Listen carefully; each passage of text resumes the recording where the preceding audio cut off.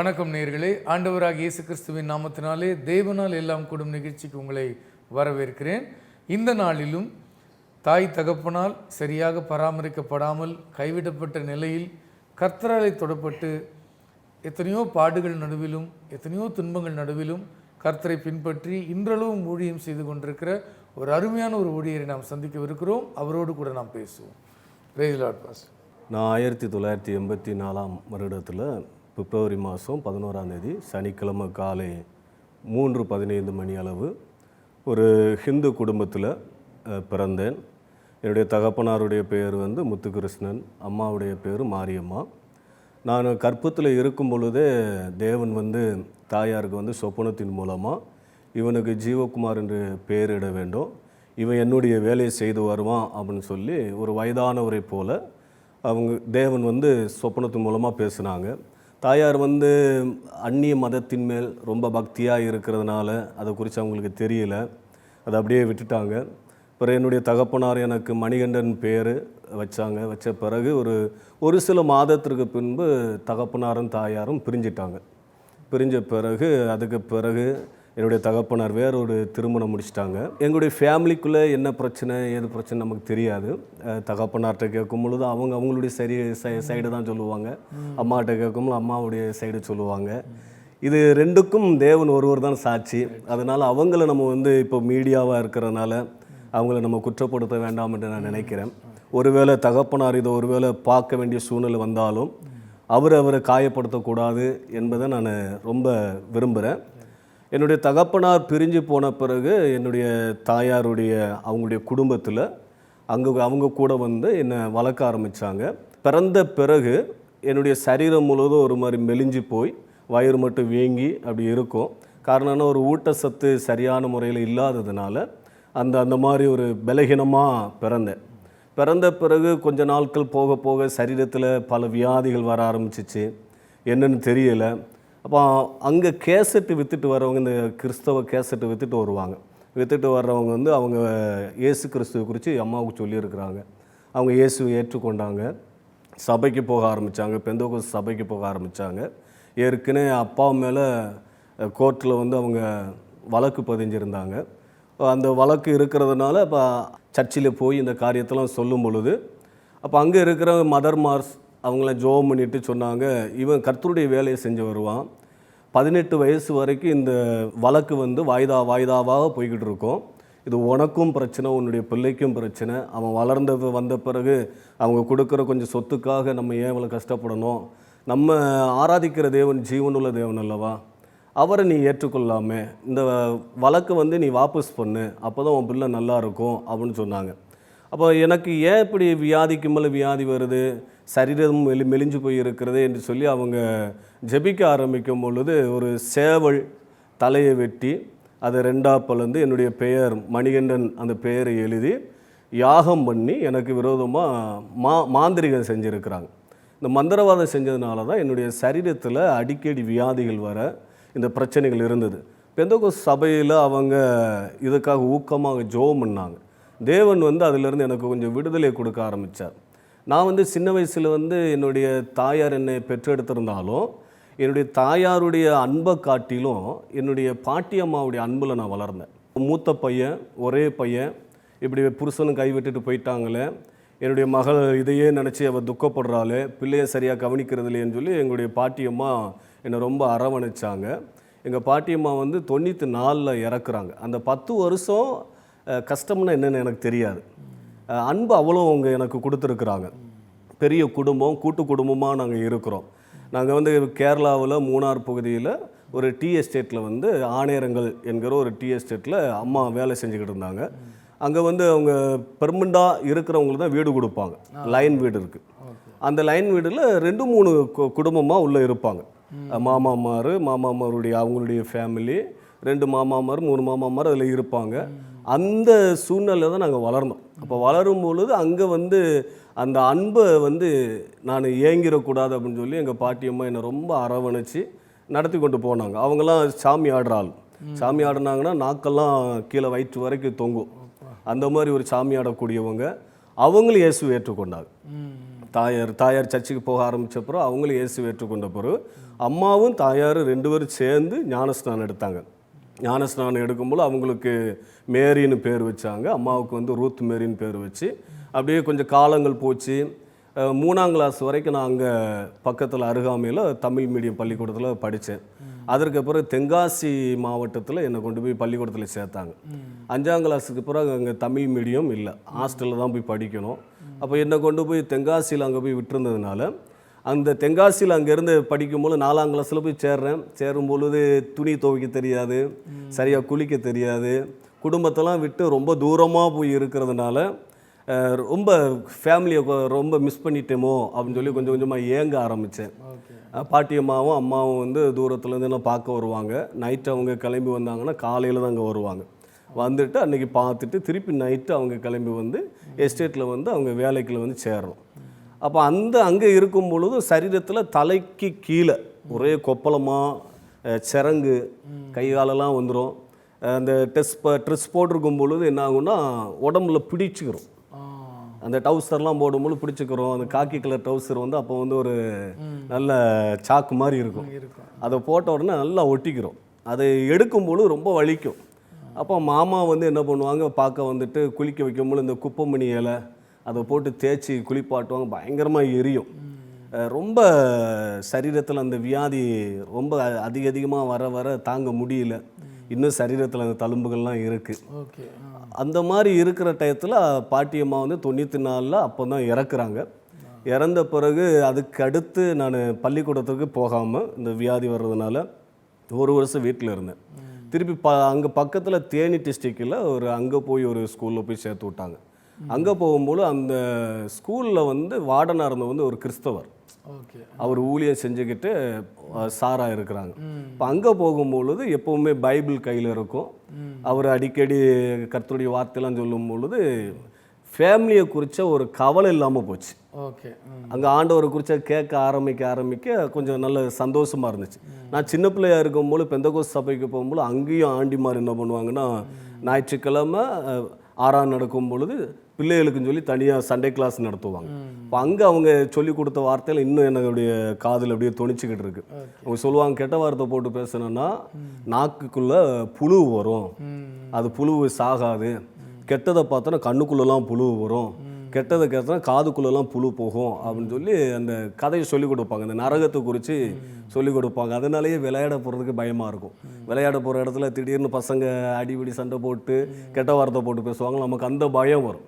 அந்த சின்ன வயசுல இருந்து சர்ச்சுக்கு போனது நிமித்தமாக, அந்த சபையில் அந்த கர்த்தருடைய வார்த்தையை கேட்டது நிமித்தமாக அந்த பயம் வந்துச்சு. ஆனால் எனக்கு வந்து அவங்க சின்ன வயசுலேயே நம்ம பிறக்கிறதுக்கு முன்னையே ஆண்டவர் நம்மளை தெரிந்தெடுத்திருக்கிறார், இவனுக்கு ஜீவகுமாரன் பேர் வைக்கணும்னு அம்மா சொல்லியிருக்கிறாங்களே. ஆனாலும் எனக்கு இயேசு கிறிஸ்து மேலே ஒரு நம்பிக்கை அவ்வளோ இல்லை. ஏன்னா எது தெய்வம், உண்மையான தெய்வம் எது அப்படின்னு எனக்கு தெரியல. அங்கே இருக்கிற வயதானவங்களாம் சொல்லுவாங்க, நீ பிறந்ததுனால தான் உங்கள் அப்பா அம்மாவும் 2 பேரும் நீ பிரித்து விட்டுட்ட, ஒரு சபிக்கப்பட்டவனா பிறந்திருக்கன்னு சொல்லும்போது இதெல்லாம் கேட்கணும் ஒரு கஷ்டமாக இருக்கும். அதுக்கு ஏன் அப்படி சொல்கிறாங்கன்னு பார்த்தா இந்த இடத்துல வந்து சர்ப்பம் படம் எடுத்தது மாதிரி முடி வந்து தூக்கிட்டு இருக்கும். அப்படி இருந்தால் தாய் தகப்பன் வந்து 2 பேரையும் அது அந்த பிள்ளை பிரிச்சிருமா. அது ஒரு ஐதீகம். அது அவங்க அந்த மாதிரி வளர்ந்துட்டாங்க. அப்படி வளர்ந்ததுனால நமக்கு வந்து அது கேட்கும்போது ரொம்ப கஷ்டமாக இருக்கும். ஹாஸ்டலில் என்ன பண்ணுவோன்னா விளக்கெண்ணெய் எடுத்து தேய்ச்சி இதை பார்க்குறதுனால தான் நம்மளை எப்போ பார்த்தாலும் தாய் தகப்பனை பிரித்து விட்டேன்னு சொல்கிறாங்க. அப்போ நான் என்ன பண்ணேன், நைட்டு துண்டு எடுத்து கெட்டிக்கிட்டு இதை அப்படியே வச்சு அப்படியே அமுத்தி வச்சு அப்போ இருந்து இந்த என்னுடைய முடி ஸ்டைலே மாற்றினேன். அப்படியே அமைங்கிடுச்சு. ஆமாம், அப்படியே அமைங்கி போயிடுச்சு. இப்போ யாரும் பார்த்தாலும் சொல்கிறதுக்கு வாய்ப்பு இல்லை. ஆனால் எனக்கு ஒரு கேள்வி, நம்ம பிறந்ததுனால தான் நம்ம அப்பா அம்மா புரிஞ்சுட்டாங்களோ, அதனால தான் நம்ம மேலே யாருமே அன்பு காட்ட மாட்டேங்கிறாங்களோ? ஏன்னா பாட்டி இறந்த பிறகு ஃபேமிலியில் வந்து பிரச்சனைக்கு மேலே பிரச்சனை. அம்மா வந்து அந்த ஒரே கூட்டு குடும்பமாக இருந்ததுலேருந்து அவங்க வெளியேறி வராங்க. வெளியேறி வந்து அவங்க வந்து அங்கே எஸ்டேட்டில் வந்து பெர்மனண்டாக இருக்கிறவங்களுக்கு தான் அந்த லைன் வீடு முழுமையான வீடை கொடுப்பாங்க. அப்போ அந்த டெம்பரவரியாக வேலை செய்கிறவங்களுக்கு ஒரு வீட்டில் 2 பேர் தங்குறதுக்கு அனுமதி கொடுப்பாங்க. அப்படி தான் அவங்க அங்கே போய் தங்கியிருந்தாங்க. நான் அந்த ஹாஸ்டலில் இங்கே கர்த்தருடைய வார்த்தையை கேட்க, அந்த சார் மூலமாக கேட்க எனக்கு கொஞ்சம் சந்தோஷமாக இருக்கும். லீவுக்கு நான் போகும்பொழுதுலாம் எங்கள் அம்மா வந்து வேறு வீட்டில் இருப்பாங்க. நான் போவேன், அங்கே போகும்பொழுது ஒரு வீட்டில் இருப்பாங்க. அடுத்த லீவுக்கு வரும்போது ஒரு வீட்டில் இருப்பாங்க. அடுத்த லீவுக்கு வரும்போது அடுத்த ஒரு வீட்டில் இருப்பாங்க. இது எனக்கு ரொம்ப கஷ்டமாக இருந்துச்சு. உண்மையிலேயே தெய்வம் ஒருவர் உண்டா? நம்ம ஏற்கனவே நம்ம பிறப்பே ஒரு சாபமாக நிறைந்த பிறப்பு. நம்மளிடத்தை யாருமே அன்பு காட்ட மாட்டேங்கிறாங்களே அப்படின்னு சொல்லி ரொம்ப கஷ்டமாக இருக்கும். சில டயத்தில் நான் குளிக்க போகிற இடத்துல தண்ணி டேப்பை திறந்து விட்ருவேன். வாளியில் தண்ணி அதிகமாக விழும்பொழுது நம்ம உள்ளே இருந்த அழுதா வெளியே கேட்காது. நான் ரொம்ப ஏங்கி அழுவேன். நம்முடைய அப்பா இருந்திருந்தா நம்ம இவ்வளோ கஷ்டப்படுவோமா? நம்ம அம்மாவும் 2 பேரும் சேர்ந்து வந்து நம்மளை பார்ப்பாங்களே. ஹாஸ்டலில் நிறைய பிள்ளைகள்லாம் வந்து பார்க்கும்பொழுது அவங்க கூப்பிட்டு உட்கார வச்சு ஊட்டி விடுவாங்க. அந்த பிள்ளைகள் வெளியெலாம் கூப்பிட்டு போய் கடைக்கெல்லாம் போய் எல்லாம் வாங்கி கொடுப்பாங்க. இதெல்லாம் பார்க்கும் பொழுது எனக்கு அப்படியே என்ன செய்யணும்னு தெரியாது. நம்ம ஏன் இப்படி பிறந்துட்டோம், ஒரு சபிக்கப்பட்டவனாக பிறந்திருக்கிறோமேன்னு சொல்லி அடிக்கடி அதை குறித்து ரொம்ப ஏக்கமாக இருக்கும். அப்போ தான் பாட்டியம்மா நினைவு வரும். எங்கள் பாட்டியம்மா உயிரோடு இருக்கும்னு சொல்லுவாங்க, நீ ஊழியந்தாண்டா செய்வேன், நீ ஊழியக்காரனை வருவேன், நீ பிரசங்கம் பண்ணுறதை நான் பார்ப்பேன் அப்படின்னு சொல்லுவாங்க. ஒரு தடவை பாட்டியம்மா ஒரு விளையாட்டுக்கு சொன்னாங்க, பாட்டியம்மா இறந்து என்னை கொண்டு போய் அடக்கம் பண்ணிட்டா நீ என்ன பண்ணுவேன் அப்படின்னு. யார் அடக்கம் பண்ணாங்களோ அவங்கள கத்தி எடுத்து குத்தி போடுவேன் அப்படின்னு அப்படி சொன்ன உடனே அந்த மாதிரி பாட்டியம்மாமெலாம் அவ்வளோ அன்பு. பாட்டின்னு சொல்லுவதை காட்டிலும் அம்மான்னு தான் சொல்லி கூப்பிட்டுருக்குறேன். எனக்கு அவங்க வந்து இந்த பிரசவம் பார்க்குறவங்க, அங்கே எஸ்டேட்டில் இருக்கிறவங்களும் பிரசவம் பார்க்க போகும்பொழுது இந்த நாட்டுக்கோழியெல்லாம் அங்கே சாறு வச்சு கொடுப்பாங்கள்ல, அதிலிருந்து எனக்கெல்லாம் அந்த இறைச்சியை கொண்டு வந்து எனக்கு ஊட்டி கொடுப்பாங்க. நான் அந்த சின்ன வயசில் இருக்கும்பொழுது பாட்டியம்மா செஞ்சதெல்லாம் நினைவுக்கு வரும். சரீரம் மெலிஞ்சு போய் இருக்கிறதுனால ஆமணக்கு எண்ணெயை உருவாக்கி இந்த முதுகில் வந்து ஒரு மாதிரி செம்பட்டை கலர் முடி நிறையா இருக்குது, இதெல்லாம் பிடுங்கி விட்டால் தான் பிள்ளை தேரும் அப்படின்னு சொல்லிட்டு அந்த ஆமணக்கு எண்ணெயெல்லாம் ஊற்றி அந்த பிடுங்கி விடுறதெல்லாம் ஹாஸ்டல்லேருந்து நினைப்பேன். நம்ம பாட்டியம்மா எப்படி வச்சுருந்தாங்க. பாட்டியம்மா இறந்த பிறகு நம்மள்ட்ட அன்பு காட்டுறது யாரும் இல்லையே. எங்கள் அம்மாவை போல், எங்கள் பாட்டியம்மாவை போல் ஒரு அன்பு காட்டக்கூடிய ஒரு நபர் இல்லையே அப்படின்னு சொல்லி அந்த ஏக்கங்கள் வரும். அப்போ சொல்லுவாங்க, பாட்டியம்மா சொல்லுவாங்க, நான் இருக்கிற வரைக்கும் தான் உறவுக்காரங்கள்லாம் உன்னை ஆதரிப்பாங்கடா, நான் இறந்த பிறகு யாரும் ஆதரிக்க மாட்டாங்க, நீ கர்த்தரை பிடிச்சிக்கோ, அவர் தான் நமக்கு எல்லாமே, நீ அவரை சார்ந்து நீ நடப்பட நிச்சயமாக ஆண்டவர் ஒன்று உயர்த்துவார். ஆனால் நீ ஊழியர்தான் நம்பிக்கையோடு இருக்காங்க, அவங்க பயப்படல. நமக்கு அப்புறம் கர்த்தர் பார்த்துப்பாரு, கர்த்தர் தான் கொடுத்தாங்க, அவங்க தெளிவாக இருந்திருக்காங்கன்னு நினைக்கிறேன். ஏன்னா அந்த சர்ச்சில் போய் அந்த வார்த்தையில் கேட்க ஒரு காலத்தில் அவங்க அந்நிய மதத்தில் வைராக்கியமாக இருந்து அந்த சாமி ஆடினாலும் ஆண்டவருடைய வார்த்தையை கேட்ட பிறகு அவங்களுடைய லைஃப் மாறிடுச்சு. எங்கள் வீட்டில் எங்கள் மாமாமாருடைய ஒய்ஃபெல்லாம் பாட்டியம்மா பார்த்தா பயப்படுவாங்க. சாகிற வரைக்கும் அவ்வளோ போல்டாக இருந்தவங்க, யாரும் எதிர்த்து பேச மாட்டாங்க, யாரும் எதுவுமே செய்ய மாட்டாங்க. அப்படி வீடு கூட்டு குடும்பமாக இருந்துச்சு. பாட்டியம்மா இறந்த பிறகு தான் இந்த பிரச்சனையெல்லாம் வருது. அப்போ நான் சரி எது உண்மையான தெய்வம், சண்டே கிளாஸில் வேறு இது வேறு சொல்லி கொடுத்துருக்குறாங்க, அப்போ உண்மையான தெய்வம் எதுன்னு சொல்லிட்டு நான் வெள்ளி செவ்வாவுக்கு நான் போய் அந்த சாமிகளுக்கு போய் தண்ணி ஊற்றுவேன். ஏன் தண்ணி ஊற்றுவேன்னா இந்த கண்ணில் வந்து இந்த முடியில் ஈறு இருக்கும், ஈறு இருந்தால் அது ஒரு சாபம் அப்படிலாம் இப்படி சொல்கிறனால சரி இந்த கண்ணில் இருக்கிற ஈறு போயிருச்சுன்னா சாபம் நீங்கிருமே, சரி இந்த தெய்வம் உண்மையான தெய்வம்னா நமக்கு செய்யட்டுமே அப்படின்னு சொல்லி தண்ணி ஊற்றி பார்ப்பேன், ஒன்றும் நடக்காது. அப்புறம் அதுக்கு பிறகு கொஞ்சம் உட்காந்து யோசிப்பேன், செய்வனை எங்கே வச்சாங்க, நமக்கு மந்திரவாதம் எங்கே வச்சாங்க, எந்த இடத்துல வச்சாங்க, அப்போது நம்ம கும்பிடுற தெய்வத்தை தானே நமக்கு செய்வனை வச்சுருக்குறாங்க. அடுத்து ஒரு கேள்வி எனக்கு வந்துச்சு, நான் கும்பிடுற தெய்வம் ஒரு பூசாரியுடைய பேச்சை கேட்டு என்ன கொள்கிற அளவுக்கு அது வருதுன்னா அது உண்மையிலேயே அந்த தெய்வத்தை நம்ம கும்பிடலாமா, அந்த தெய்வம் உண்மையிலேயே என் மேலே அன்பு இருக்கா, இப்போது ஒருத்தவங்க வந்து பணம் வந்து கொடுக்குறாங்க, அதுக்கு பூஜாரி அதுக்கு என்ன பண்ணுறாரு, ஒரு மந்திரவாதம் செஞ்சு ஒருத்தர் அழிப்பதற்காக அவங்க முயற்சி செய்கிறாங்க. அதேமாரி அவங்களுக்கு அது பலிக்குது, சிலவங்க இறந்து போயிடுறாங்க, சிலவங்க அதிலிருந்து மீட்கப்படுறாங்க. எனக்கு அந்த மந்திரவாதத்தினால் வந்த அந்த வியாதிகள்லாம் பார்க்கும்பொழுது எனக்கு ரொம்ப கஷ்டமாக இருந்துச்சு. இந்த மந்திரவாத கிரிகள் என்ன போச்சுன்னா, நான் சாகிற அளவுக்கு, நான் உயிரோடு கூட இருக்கக்கூடாது, சாகிற அளவுக்கு என்ன பண்ணியிருக்குன்னா, இந்த கிரியைகள் பயங்கரமாக செயல்பட்டுருக்கு. திடீர்னு ஒரு நாள் சின்ன பிள்ளையாக இருக்கும்பொழுது ஆணி எடுத்து முழுங்கிட்டேன். அந்த ஆணி எடுத்து முழுங்கினனால அந்த கூர்மையான பகுதி மேலே இப்படி இருந்ததுனால டாக்டர் பார்த்துட்டு பயப்பட வேண்டாம், அது கீழே இப்படி இருந்தால் தான் பிள்ளைக்கு உயிருக்கு ஆபத்து. அன்றைக்கெலாம் நமக்கு ரொம்ப மருத்துவத்தில் வந்து வசதிகள் இல்லை. அப்புறம் பழம் கொடுத்து அதை எடுத்துருக்குறாங்க. அதுக்கடுத்து மூலம் வியாதி. காலையில் நம்ம மோஷன் போகும்பொழுது எப்படி ஒரு அரை கிளாஸ் அளவுக்கு ரத்தம் போகும். ரொம்ப கஷ்டமாக இருக்கும். இந்த வியாதியெல்லாம் ஏன் வந்ததுன்னு பின்னாடி எனக்கு கொஞ்சம் நல்ல நன்மை தீமை அறியக்கூடிய அந்த வயசு வரும்பொழுது தான் எனக்கு அந்த நினைவுகள் வந்துச்சு. சின்ன வயசில் நம்ம சரீரமும் மெலிஞ்சு போயிருந்திருக்கேன். டைப்பாய்டு காய்ச்சல் வந்துருச்சு. திடீர்னு அந்த டைப்பாய்டு காய்ச்சல் வந்தோன்னா அதனால கொஞ்சம் கஷ்டம். ஏன் நம்ம வாழ்க்கையில் இப்படி வந்துக்கிட்டே இருக்குது? நம்ம கும்பிடுற தெய்வம் அதுவே நமக்கு தீமை செஞ்சுருக்கு. இது என்ன செய்ய அப்படின்னு சொல்லி யோசிச்சுக்கிட்டே இருக்கும் பொழுது தான் எனக்கு ரொம்ப கஷ்டமாக இருந்துச்சு. அப்புறம் படிப்பு மேலே எனக்கு கவனம் செலுத்த முடியல. ஹாஸ்டலில் இருக்கும் பொழுது அம்மா படுற கஷ்டங்கள், ஏன் படிக்கணும், படிக்காமல் இருக்கிறதே நல்லது அப்படின்னு சொல்லிட்டு இருக்கும் பொழுது அங்கே ஹெட் மாஸ்டராக இருக்கிறவர் கணேசன் வாத்தியார் அவர் சொல்லுவார், டேய் உங்கள் அப்பா அம்மாலாம் எஸ்டேட்டில் எவ்வளோ கஷ்டப்பட்டு வேலை செய்கிறாங்க, அட்டையெல்லாம் கடிக்கும், அந்த ரத்தத்தெல்லாம் உறிஞ்சு எடுக்குது, இவ்வளோ கஷ்டப்பட்டு உங்களை படிக்க வைக்கிறாங்களே, நீங்களாம் படிக்க வேண்டாமா அப்படின்னு சொல்லுவாங்க.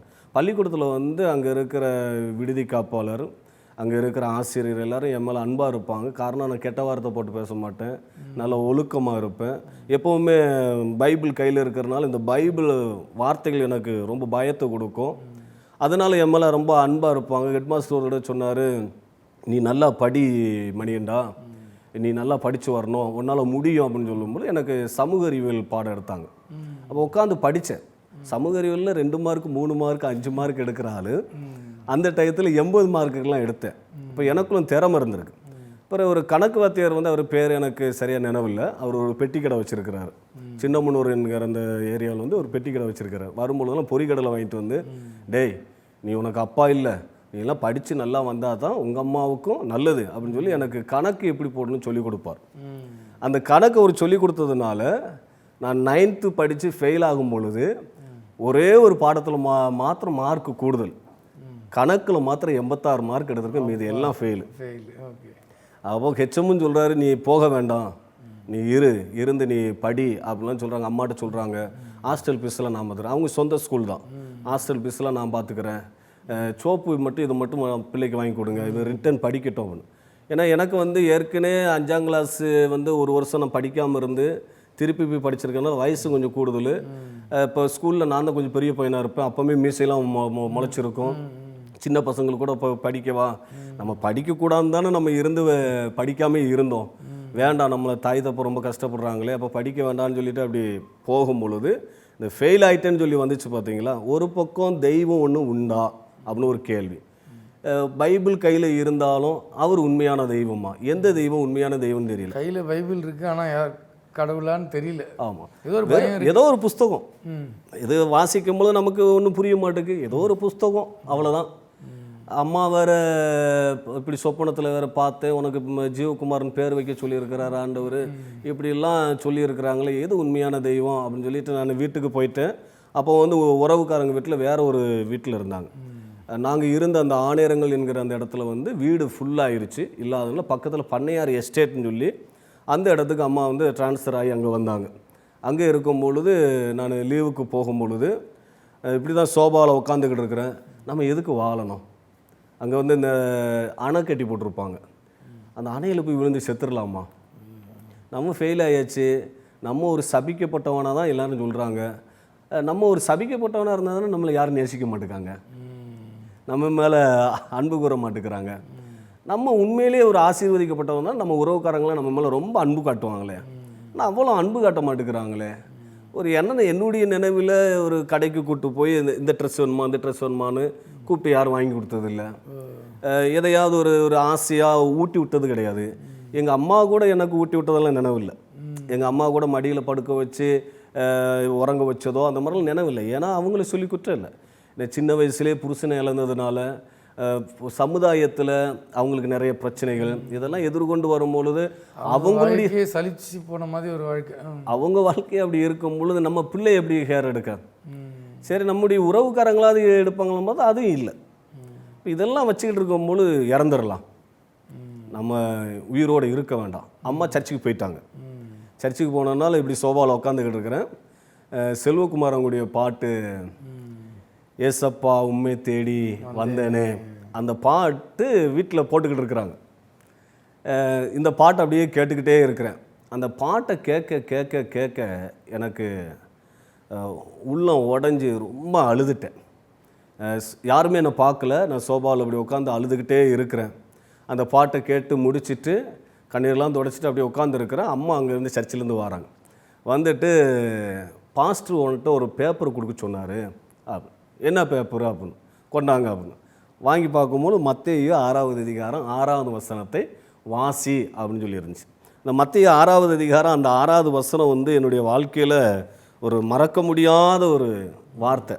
அந்த வார்த்தையை நான் வாசிக்கும் பொழுது, நீயோ ஜெபம் பண்ணும்போது உன் அறை வீட்டுக்குள் பிரவேசித்து உன் கதவை பூட்டி அந்தரங்கத்தில் இருக்கிற உன் பிதாவை நோக்கி ஜெபம் பண்ணு, அப்பொழுது அந்தரங்கத்தில் பார்க்கிற உன் பிதா வெளியரங்கமாய் உனக்கு பலனளிப்பார். இந்த வார்த்தை ஏற்கனவே சாகணும்னு முடிவு எடுத்திருக்கிறேன்.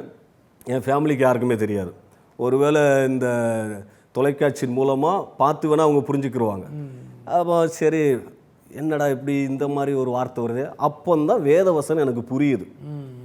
உன் கதவை பூட்டி உள்ளே இருந்து உன் பிரச்சனை நீ தேவன்ட்டு பேசு, உன் பிதா அப்படின்னு சொல்லியிருக்கும்போது அப்போ நம்ம அப்பா அவர் தான்.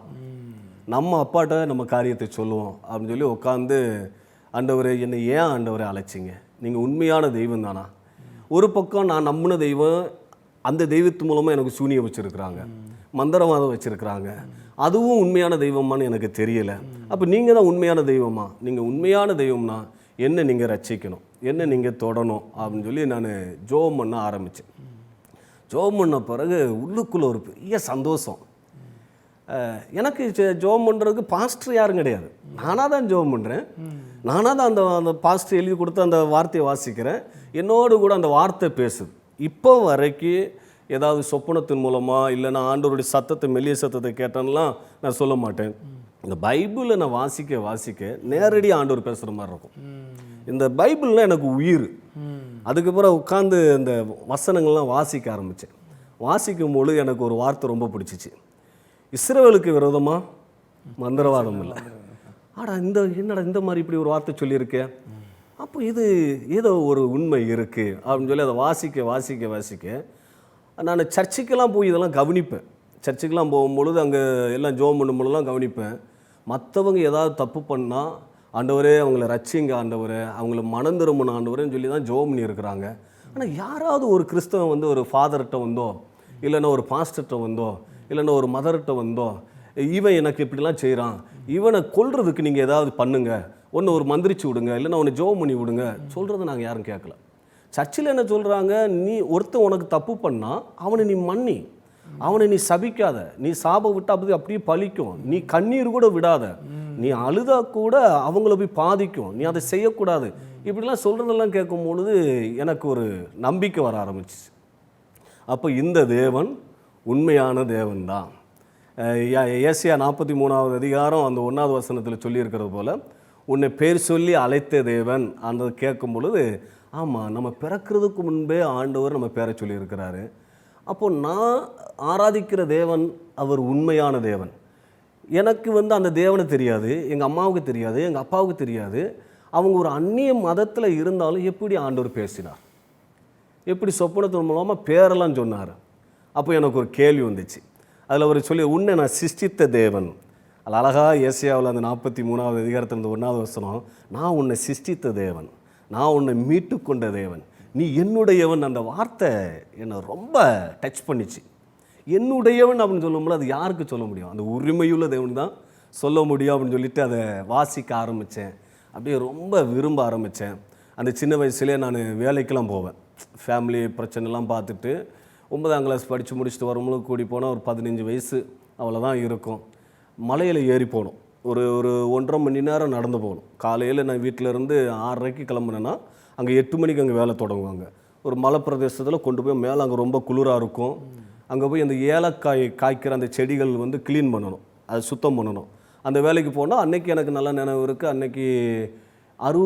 60 சம்பளம் கொடுத்துருக்குறாங்க. அந்த சம்பளத்தை வாங்கிட்டு வந்து வீட்டில் வந்து கொடுப்பேன். இப்படியே கொஞ்ச நாள் போய்கிட்டே இருக்கும் பொழுது தென்காசி பகுதியில் வீராணம் என்கிற ஒரு கிராமத்தில் ஊழியம் செய்யக்கூடிய பாஸ்டர் K.A. விஜயன் அவங்க வந்து பைபிள் காலேஜுக்கு ஆட்கள் எடுப்பதற்காக எங்கள் எஸ்டேட்டுக்கு வந்திருந்தாங்க. வந்திருக்கும்போது இந்த காரியத்தை குறிச்செல்லாம் சொல்கிறாங்க. நானும் ஏற்கனவே சின்ன வயசுலேருந்து ஊழியம் செய்யணும் கேள்வி அப்படியே அந்த கேட்டு வளர்ந்ததுனால இவங்களும் வந்து சொன்னதுனால சரி ஊழியத்துக்கு போகலாம் அப்படின்னு சொல்லிட்டு நானும் வீட்டிலலாம் சொல்லிவிட்டு நான் ஊழியத்துக்கு போகிறேன் அப்படின்னு சொல்லி வீட்லேயே எல்லோரும் ஜெபம் பண்ணி சர்ச்சில் எல்லோரும் ஜெபம் பண்ணி அனுப்புனாங்க. 2000 நான் பைபிள் காலேஜ் படிக்க போகிறேன். இன்றைக்கி இந்த நிகழ்ச்சி வந்து எனக்கு ரொம்ப மறக்க முடியாத நிகழ்ச்சி. காரணம் என்னென்னா 24 வருடம் முடிந்து 25வது வருடத்தில் ஊழியத்தில் இன்றைக்கி பிரவேசித்திருக்கிறேன். அதை இன்னைக்கு இந்த நிகழ்ச்சி மூலமாக ஆண்டவரை மகிமைப்படுத்துவதற்கு எனக்கு ஆண்டவர் தந்த ஒரு பாக்கியம். ஊழியத்திற்கு 2000 போகிறேன். போயிட்டு நான் போன உடனே பைபிள் நல்லா வாசிக்கணும், எனி டைம் ஜோம் பண்ணணும், யார்ட்டையும் பேசக்கூடாது வைக்கக்கூடாது. அந்த முடிவிலே போய் அங்கே உட்காந்து ஜோம் பண்ணுறேன். காலையில் 4 மணிக்கெலாம் எழுந்திரிச்சிருவேன். எழுந்திரிச்சு ஒரு 6 மணிக்கு தான் எல்லோரும் எழுந்திருப்பாங்க. 4லேருந்து 6 மணி வரைக்கும் நல்லா ஜோம் பண்ணுவேன். ஜோம் பண்ணி முடிச்சு அதுக்கடுத்து எல்லாம் குளிக்க போவாங்க. அப்பவும் நான் ஜோம் பண்ணுவேன். அதுக்கடுத்து சேப்பல் இருக்கும், சேப்பலில் போய்ட்டு அங்கேயும் போய் ஜோம் பண்ணுவேன். திருப்பி எல்லாம் வருவாங்க. சாப்பாடு லஞ்சு அந்த சாப்பாடு டயத்தில், அப்புறம் மதியம் லஞ்சு டைம், அப்புறம் நைட்டு டின்னர் டைம், இந்த டைம்லாம் சீக்கிரமாக சாப்பிட்டுட்டு அந்த டயத்தையும் வேஸ்ட் பண்ணக்கூடாதுன்னு சொல்லி வந்து ஜோம் பண்ண வருவேன். அப்புறம் அங்கே பைபிள் காலேஜில் ஸ்டடி எடுக்கிற தவிர மீதமுள்ள டைங்களெல்லாம் நல்ல ஜெபம். அப்புறம் நைட்டு வந்து 10 மணிக்கு லைட் ஆஃப் பண்ணிடணும். லைட் ஆஃப் பண்ண பிறகு 10 மணிலேருந்து 12 மணி வரைக்கும் ஜெபம் பண்ணேன். 12 மணிக்கு தான் பிசாசு பயங்கரமாக கிரியேட் செய்வான். அப்போ 12 மணி வரைக்கும் ஜெபம் பண்ணணும் அப்படின்னு சொல்லி இந்த மைண்டிலேயே நான் ஜெபம் பண்ண ஆரம்பித்தேன். நான் ஒரு நாளைக்கு உறங்குறது 4 மணி நேரம். நைட்டு 10 to 12 வரைக்கும் ஜெபம். காலையில் 4 மணிக்கு எழுந்திரிச்சிருவேன். 4 மணிக்கு எழுந்திரிச்சா எப்படி போவேன்னா போய் குளிச்சுட்டு ட்ரெஸ் மாற்றி இன் பண்ணி வந்து தான் ஜெபம் பண்ண உட்காருவேன். அப்படியே இப்போ பல் விளக்காமலையோ இல்லை அப்படியே எழுந்திரிச்சோலாம் உட்காந்து ஜெபம் பண்ணுறது எனக்கு அது பிடிக்காது. அது அந்த மாதிரி நான் வளர்ந்துட்டேன். ஆண்டவர்கிட்ட போகும்போது அவர் யார், அவர் ரொம்ப பரிசுத்தமுள்ள தேவன் அல்லவா, அவர்கிட்ட போய் நம்ம நல்லா உட்காந்து நல்லா சுத்தமாக உட்காந்து போய் நம்ம ஜெபம் பண்ணணும் அப்படின்னு சொல்லி போய் அங்கே போய் உட்காந்து ஜெபம் பண்ணுவேன். இப்படியே கொஞ்ச நாள் ஒரு வாரம் அப்படி போச்சு. ஒரு அங்கே ஸ்டூடெண்ட்ஸ்லாம் விட வரும்பொழுது என் பக்கத்தில் வந்து ஒரு 45 வயசு மதிக்கக்கூடிய ஒரு நபரை வந்து என்னுடைய பக்கத்தில் தான் அவங்க படுத்துருக்குறாங்க. அவங்க அப்பா அம்மாலாம் சொல்கிறாங்க, அவர் அந்த தம்பிக்கு பாரு வயசு சின்ன வயசு, அவன்லாம் வந்து இப்போ இருக்கிறாம்ல, நீ ஏன்டா இப்படி இருக்கிற அப்படின்னு சொல்கிறாங்க. இதெல்லாம் நான் கவனிச்சுக்கிட்டு இருக்கிறேன். அப்போ எனக்கு வயசு 16 வயசு. இதை கேட்டுக்கிட்டே இருக்கும் பொழுது அப்படியே இருந்தேன். சரி அவங்கள விட்டுட்டு போயிட்டாங்க. போன அப்புறம் எப்பவும் போல் இதே மாதிரி நான் நைட்டு 10 to 12 மணிக்கு ஜெபம் பண்ணுவேன் பாருங்களேன். இப்படி ஜெபம் பண்ணிக்கிட்டு இருக்கும்பொழுது இந்த அண்ணன் வந்து என்ன பண்ணிட்டாங்கன்னா என் பாயில் வந்து படுத்துட்டாங்க. ஜெபம் பண்ணி நான் 12 மணிக்கு ஜெபம் பண்ணி முடிச்சுட்டு ட்ரெஸ் மாற்றுறதுக்கு எந்திரிச்சு நிற்கிறேன். என் பாயில் வந்து படுத்துட்டாங்க. அப்போ வந்து டிஜிஎஸ் ஐயா ஜெபிக்கிற அந்த ஜெபம் எனக்கு ரொம்ப பிடிக்கும். அவர் ஒரு ஆளுக்கு ஜெபம் பண்ணாங்கன்னா இந்த காதில் இப்படி கை வச்சு தான் ஜெபம் பண்ணுவார் அதிகமாக. இப்படி தலையில் இப்படி கை வச்சு ஜெபம் பண்ணுறது காட்டிலும் அவரை போல் மாறணும், அவரை போல் நல்லா பிரசங்கம் பண்ணணும், அவரை போல் வல்லமையான ஒரு ஊழியக்காரனாக வரணும் அப்படின்னு சொல்லி அவர் எப்படிலாம் செய்கிறாரோ அதே மாதிரி அவர் பேச்சு முதற்கொண்டு எல்லாமே அந்த இதில் நான் வர ஆரம்பித்தேன். இப்போ இவர் படுத்துருக்கிறாரு, என்னுடைய பாயில் படுத்துருக்கிறாரு. நான் ட்ரெஸ் மாற்றுறதுக்கு சட்டையை கழட்டிட்டேன். அடுத்து பெல்ட்டை கழட்டி இருக்கிறேன். சாரத்தை இந்த லுங்கி எடுத்து கெட்டலை. நான் அப்படியே என்ன பண்ணிவிட்டு இவர் என் பாயில் படுத்துருக்கிறதுனால முழங்கால் படிட்டு அவர் காதில் இப்படி வச்சு ஜெபம் பண்ண ஆரம்பிச்சுன்னு பிசாசு ரொம்ப கிரியை செய்ய ஆரம்பிச்சு. ஊனு சவுண்டு. நைட்டு 12 மணி எல்லாம் நல்லா உறங்கிட்டு இருக்கிறாங்க. பயங்கர சவுண்டு விட்ட உடனே டப்புன்னு லைட் எடுத்து போட்டு லைட்டு போடுறாங்க. நான் முழங்கால் போட்டிருக்கிறேன், இவர் காதில் இப்படி கையை வச்சுருக்கிறேன். மற்றவங்க பார்க்குறவங்க கழுத்து நெரிக்கிற மாதிரி இருக்கும். இப்படி வச்சு ஜெபம் பண்ணும்போது கழுத்தை பிடிச்சி நெரிக்கிற மாதிரியே இருக்கும். நான் அந்த ஜெபம் பண்ணுறதை பார்த்துட்டு எல்லோரும் பார்த்துட்டு அதில் ஒரு 2 பேர், ஒரு மீஸ் இல்லாத ஒரு 2 ஊழியக்காரங்க என்னை பிடிச்சி உச்சி குடுமையை பிடிச்சி ஏசு நாமத்தில் அப்பால போய் சாத்தானே அப்படின்னாங்களா, யாருக்குடா சாத்தா இருக்குது, உனக்கா எனக்கா அப்படின்னு எதிர்த்தேன் பாருங்க. பயங்கரமாக இதாகிட்டேன். எனக்கு தெரியலைன்னா பெல்ட் கழட்டி இருக்குது, பெல்ட் மட்டும் கழட்டி இருக்கு. அவங்களுடைய பார்வையில் அவர்கிட்ட நான் தப்பாக போகிற மாதிரி, ஒரு ஆணோடு நான் தப்பாக போகிறது மாதிரி, அது மேற்கொள்கிற மாதிரி அங்கே இருக்கிறவங்க எல்லாருடைய பார்வையில் தெரிஞ்சிருக்கு. உடனே நைட்டு கொண்டு போய் என்னை எங்கேயோர் பண்ணுறதுக்காக பிரின்ஸ்பால் ரூம் கூப்பிட்டு போகிறாங்க. கூப்பிட்டு போய் அங்கே போய் உட்கார வச்சுருக்குறாங்க. அந்த அண்ணனும் வந்தாங்க. வந்து கேட்கல என்ன ஏதுன்னு கேட்கும்பொழுது, அங்கே வந்த உடனே இவன் என்கிட்ட தப்பு பண்ண வந்துட்டான்னா அப்படி அங்கே அந்த ஆவியை மாற்றி சொல்லிடுச்சு. நான் எல்லா சாட்சிகள் பார்க்கும்போது பெல்ட்டு கலண்டுருக்கு, சட்டை இல்லை. அப்போ எல்லாருக்கும் எப்படி தெரியும், அப்போ இவர் உண்மையிலேயே தப்பு பண்ணியிருக்கிறார் போல் அப்படின்னு அவரை அனுப்பி விட்டாங்க. என்ன கொண்டு போய் ரூமில் போய் அடைச்சி போட்டாங்க. அதுக்கடுத்து எனக்குள்ளே ஒளியின் தூதன் ஆவி வந்துருச்சு. அந்த 2 ஊழியக்காரங்களை யாருடான்னு எதிர்த்தோம் பார்த்தீங்களா, அப்போவுமே அந்த ஒளியின் தூதன் ஆவி எனக்குள்ளே வந்துருச்சு. ஏன்னா எனக்குள்ளே ஒரு மேட்டிமை வந்துருச்சு. நான் பிசாசு ஆடும்போது நமக்கு பிசாசு ஆடுதுன்னு சொல்லி இந்த மேட்டிமை வந்த உடனே ஒளியின் தூதன் ஆவி உள்ளே வந்துருச்சு. நான் இந்த நிகழ்ச்சி மூலமாக சொல்கிற ஒரு காரியம் என்னென்னா, நம்ம எவ்வளோ ஜெபம் பண்ணுறோமோ, எவ்வளோ உபவாசம் இருக்கிறோமோ, நம்ம மூலமாக எவ்வளோ அற்புதம் அடையாளம் நடக்குதோ அது முக்கியம் இல்லை, மனத்தாழ்மை ரொம்ப முக்கியம். என்றைக்கு நமக்குள்ளே இந்த மேட்டிமை வருதோ அப்போவுமே இந்த ஒளியந்தூதன் ஆவி வந்துடுவான். இந்த ஒளியந்தூதன் ஆவி வந்துட்டால் நம்ம நேச்சுரல் ஆண்டவருடைய பிள்ளை மாதிரி தான் இருப்போம். நம்முடைய பேச்சுகள் வந்து எப்படி பண்ணால் மற்றவங்கள மதிக்க வைக்காது. நான் தான் எல்லாம் சிறந்தவன், மற்றவங்களாம் பாவிகள். இந்த ஒளியந்தூதன் வரும்பொழுது இந்த கேரக்டர் வரும். அந்த கேரக்டர் எனக்கு வந்துருச்சு. இப்போ நான் என்ன பண்ணேன், இவங்களாம் உண்மையான ஊழியக்காரங்க தானே, இங்கே படிக்கிற வந்திருக்கிறதுலாம் ஊழியக்காரங்க, எனக்கு பாடம் நடத்துகிறவங்க ஊழியக்காரங்க, என்னுடைய பிரின்சிபாலும் ஊழியக்காரங்க, இவங்களுக்கு ஆண்டவர் வெளிப்படுத்தட்டும்.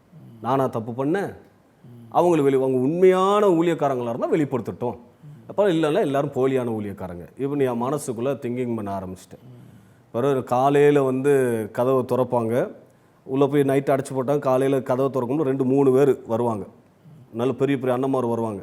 வந்துட்டு குளிக்க போகணும் அப்படின்னு கூப்பிடுவாங்க, என் கூடயே வருவாங்க. உள்ள பாத்ரூம்குள்ள உள்ள போகணும், அடைச்சிருவாங்க. அடைச்ச உடனே எனக்கு என்னாச்சுன்னா, இந்த ஒளியந்தூதன் வந்தோடனே பிசாசு இங்கே இருக்கணும், அங்கே இருக்கணும், மேலே இருக்கணும் அப்படின்னு சொல்லி தண்ணி எடுத்து மேலே ஊற்றி விடுறோம். ஊற்றி விட்டு வெளியே இருந்து இவங்க பார்க்கும் பொழுது உண்மையிலே இவனுக்குள்ளே பிசாசு இருக்குது, அந்த பிசாசு தான் இவன்கிட்ட தப்பு பண்ண போக சொல்லியிருக்கு அப்படின்னு சொல்லி அங்கே பயங்கர பரபரப்பாகிருச்சு. நான் அந்த சன்னல் வெளியே நின்று, சேப்பலுக்கு நேராக தான் அந்த ரூம் இருக்குது, சன்னல் வெளியே நின்று பார்ப்பேன். எல்லாரும் அந்த ப்ரேயர் பண்ண போகும்போது அழுதுகிட்டே நிற்பேன். எல்லாம் ஜோம் பண்ண போகிறாங்களே, நான் போக முடியல. ஆனால் எல்லாரும் அந்த ரூமை பார்த்து சிரிச்சுக்கிட்டே போவாங்க. எனக்கு இது புரியல, ஏன் நம்மளை பார்த்து சிரிக்கிறாங்க வைக்கிறாங்க. அதுக்கு பிறகு என்னை வீட்டுக்கு கூப்பிட்டு அனுப்பிவிட சொல்லிட்டாங்க. வீட்டுக்கு கொண்டு போன பிறகு, வீட்டில் வந்த பிறகு இடைவேளைக்கு பிறகு நம்ம தொடர்ந்து பேசலாம். சரி, ஓகே நேயர்களே, ஒரு சிறிய இடைவேளைக்கு பிறகு தேவனால் எல்லாம் கூடும் நிகழ்ச்சி தொடரும். தேவனால் எல்லாம் கூடும் இடைவேளைக்கு பிறகு